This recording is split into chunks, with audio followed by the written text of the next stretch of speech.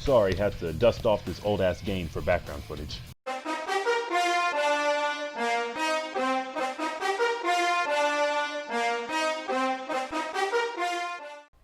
What is going on, everybody? It is Jalen Peachtube, and I am back here with another video and my first ever top 10 on this channel.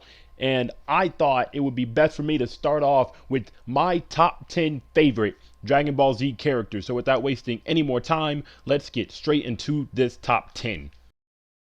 So to start off this list at number 10, we have Vegito, my favorite Saiyan fusion character, beating out Gotenks, beating out Gogeta, beating out Kefla, and it beats out all of them.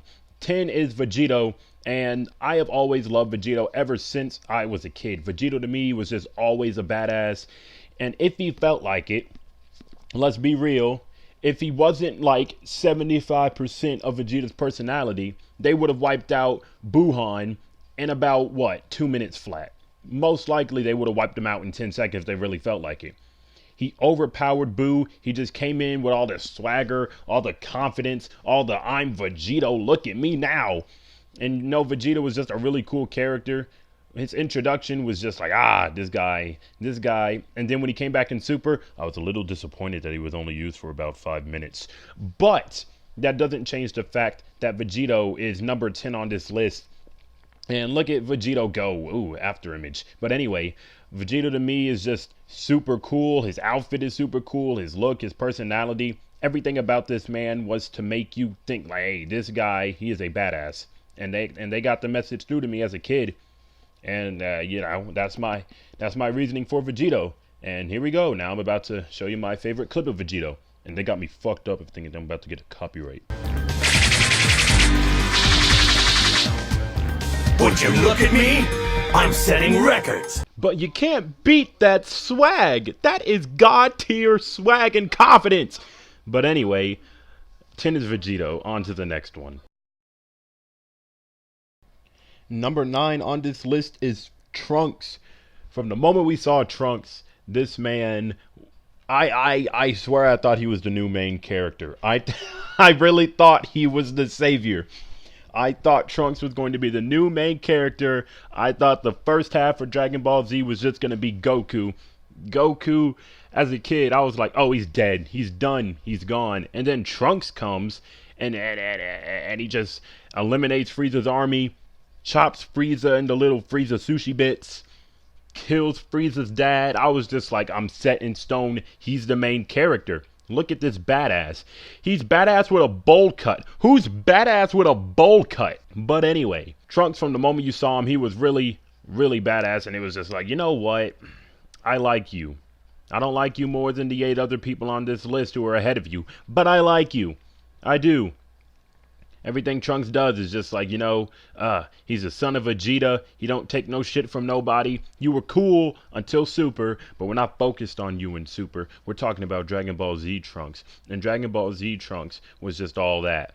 Now, he did die for about, whatever, like 2 episodes, maybe 1. But there's no denying that Trunks was just like, without Trunks, well, we would be talking about a whole new series. So, Trunks, you're number 9 on the list. Buddy, you made it. You made it on my list. You're good. You're number 9 good, but you're good. The nightmare is over, Cell! Die!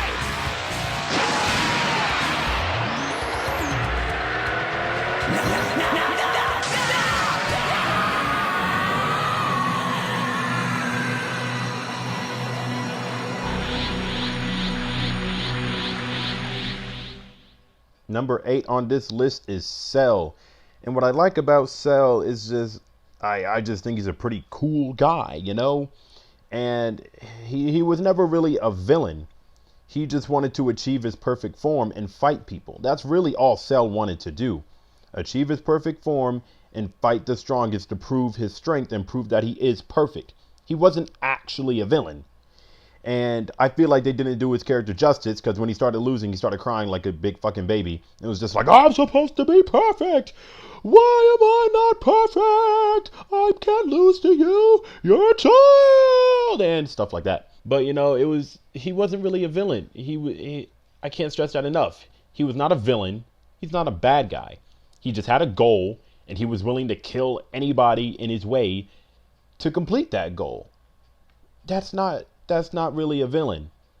You know, it's like Sasuke in Naruto. After he learned that Itachi was a good guy, he had a goal, and he said, he's basically like, I'm going to tell you once to get out of my way, and if you don't, that's my justification to kill you. Now, it's a little extreme, but it's not exactly villainous. So, you know, I just like Cell. Cell's pretty cool to me, and I don't think he was due justice. And I think in Dragon Ball Super, he should have been the one to come instead of Frieza. He should have been the one to come back instead of Frieza in my eyes. Frieza got enough spotlight. He had a whole movie to himself. Give Cell something. But yeah, number 8 is Cell. Justice for Cell. And last thing, I know after that kill comment, people are going to say, oh, Frieza killed to get his way for the Dragon Balls. No, before that, Frieza was just a heartless killer. Taking over planets and blowing up planets, killing people for no reason, or killing people after they were done serving a purpose. Cell only killed to get closer to his goal. Frieza killed in fear and in power, and for people to look at him as a bigger threat. So it's like, let's say I'm playing a sport with somebody.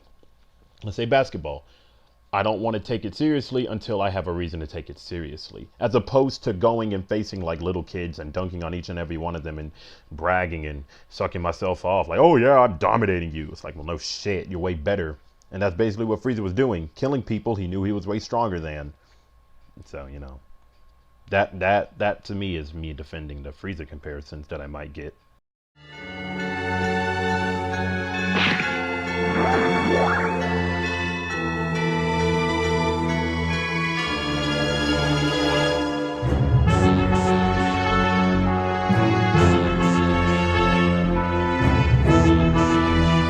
Yeah!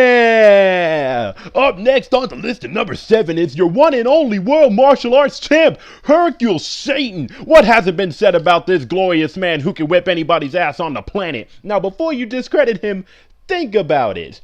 He's actually a world martial arts champion. He could whip all of our asses if he felt like it. And once you think about it, he's never truly lost a fight. Cell just... He swooped him away. He got him out of the ring in a pretty aggressive way for Hercule to wait his turn. Hercule was anxious. Cell was like, go, save the best for last. And unlucky for Hercule Satan, he died. No, Cell died. And as Cell was lucky, Gohan didn't. Ooh, Cell was lucky because Hercule Satan would have put the hurting on that man right there. And he's never died. Hercule Satan, despite being one of the joke characters, he's never died. You know who has died? Everybody else at least once.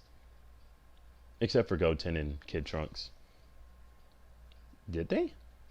Anyway, you know, that whole Boo saga is just really long and iffy. But anyway, World Martial Arts Champ Hercule Satan at number 7. Undefeated, never lost.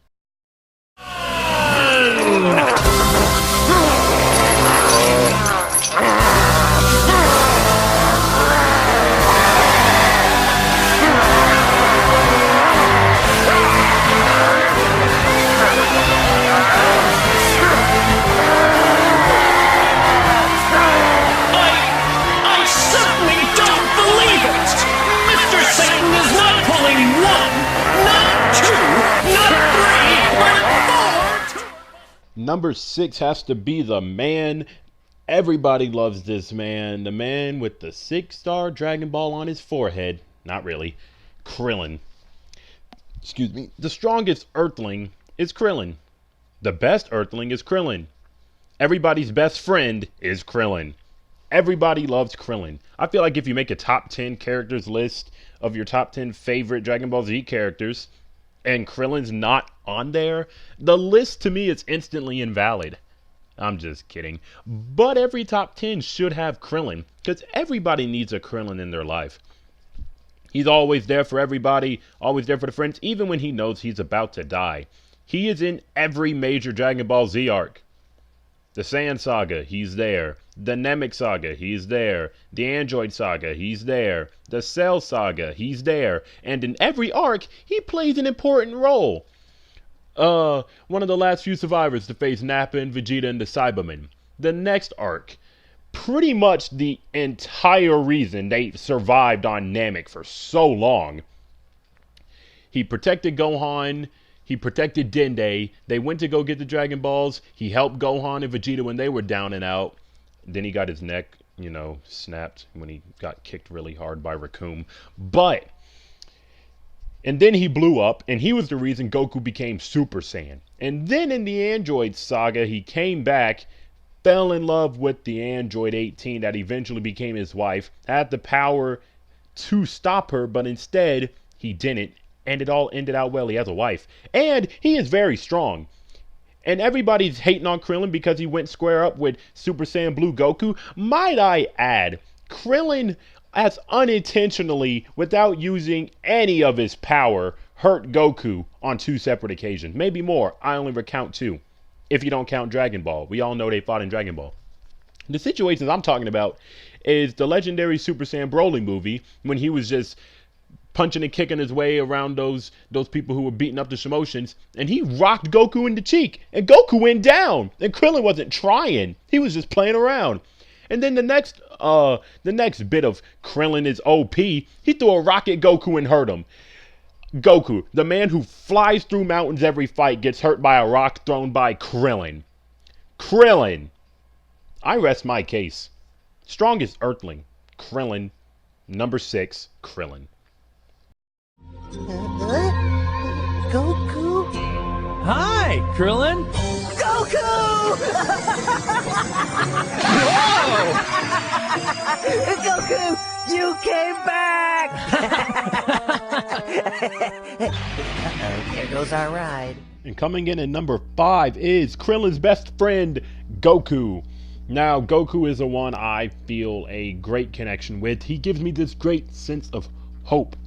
You can train as hard as you physically can, and you still won't reach your limits because there are no limits.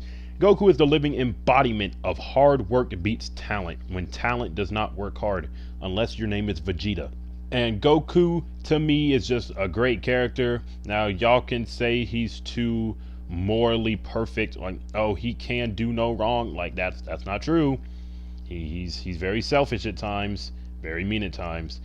But I just don't have much to say about Goku. I just really enjoy Goku. I really enjoy his character. He's the face of Dragon Ball Z, and he's one of the funniest in the entire series, honestly. And he's just a goofball.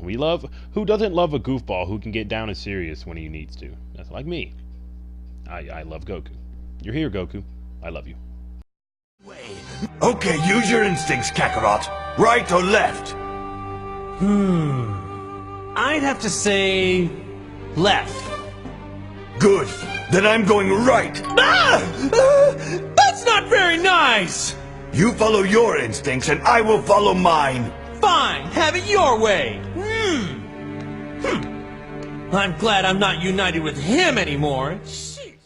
Up next on the list is my favorite villain of all time in Dragon Ball, Dragon Ball Z, Dragon Ball Super, Dragon Ball GT is Buu-Han, the one and only Super Buu with Gohan absorbed powers along with Piccolo and Gotenks, but primarily he's known as Buu-Han.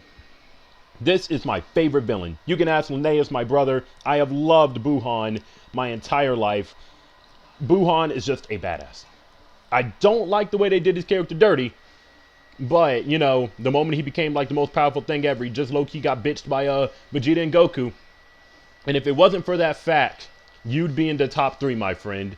If it wasn't indisputable fact on the screen, or if there wasn't proof that you would have gotten beat in like 30 seconds if they weren't playing around, you'd definitely be top 3. But no hate on you, buddy. I love you. This is my favorite villain, Buu-Han. He's the mightiest Majin. Look at him. That is the mightiest Majin by far. You can't get any better than Buu-Han. So, you know, Buu-Han, you're here, buddy. You're not top 3. You're close. but I love me some Buhan. I could go on all day about you, but I'm just going to say 5 things. I like your look. I like your attitude. I like your personality. I like how they added more depth to your character. Like Buhan, you turned into this intellectual smartass who was too good for his own, means. And the 5th thing I like about Buhan is it's Buhan. You can't beat Buhan. I mean, you can. Some people like Frieza better. But anyway, Buhan, you're number 4.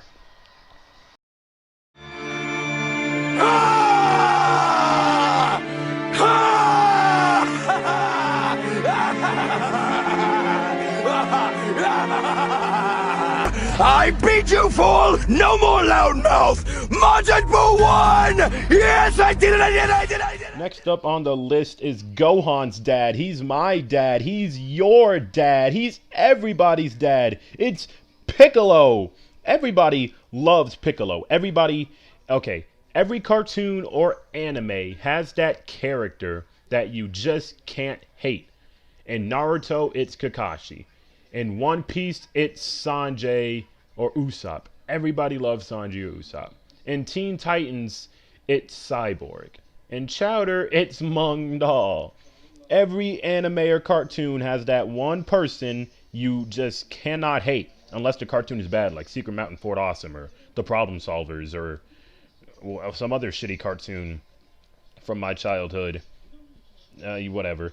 But Piccolo is that guy that everybody loves. I can name plenty of reasons. First reason, number 1, is his ears. I know they're all the same as Namekian ears, but Piccolo, they're just so prominent. The Hell Zone Grenade, one of the most badass techniques in all of Dragon Ball Z. When he hit that on 17, 17 didn't know what to expect. He just knew he was in trouble the moment he realized what was going on. Good thing for him he had that energy shield, though. So, that's honestly the only thing that saved him. And it's a real shame that Piccolo's only real fight in Dragon Ball Z lasted about 1 episode. 1 or 2 episodes. And that was the fight against 17. Other than that, he didn't really have a real fight in Dragon Ball Z. In Dragon Ball Super, there was a Tournament of Power. I mean, I guess that was nice and all, but we all wanted to see like a full power Piccolo fight. And I've always loved Piccolo since I was a kid. I've always wanted to train with Piccolo when I was a kid. I knew I was going to get probably chucked through a mountain wall or something. But hey, it's training with Piccolo. If Gohan can turn that guy nice, so can I. A great guy Piccolo is. A great slug man. And that's why Piccolo's number 3. Wake up! You guys can go back to sleep now if you'd like. No thanks, we're not tired. Well now, that's what I like to call dedication. You're sure to succeed with that attitude. What's for breakfast? Breakfast! You're having the fusion technique for breakfast, that's what! Up next on the list at number 2 is Gohan. We all know what makes Gohan cool. Badass kid, loads of potential as a kid. Kick Cell's ass. Super Saiyan 2 is a badass moment. Yada yada yada. Ultimate Gohan is badass. Yada yada yada. Wasted from here on out. Yada yada yada. Please don't make me explain the awesomeness of Gohan any longer and his wasted potential. Please, I don't want to go down this road again. Just know he's number 2. Just know I love Gohan. Okay? And I think we all know what scene is here. It's pretty obvious.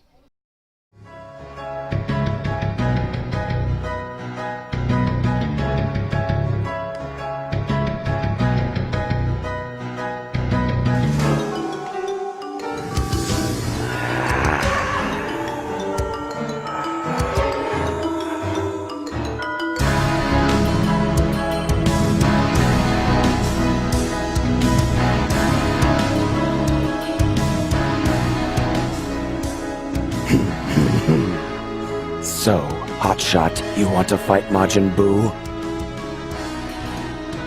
Fight you? No, I want to kill you. And at number 1 is the Prince of all Saiyans, Vegeta. This man has always been my favorite.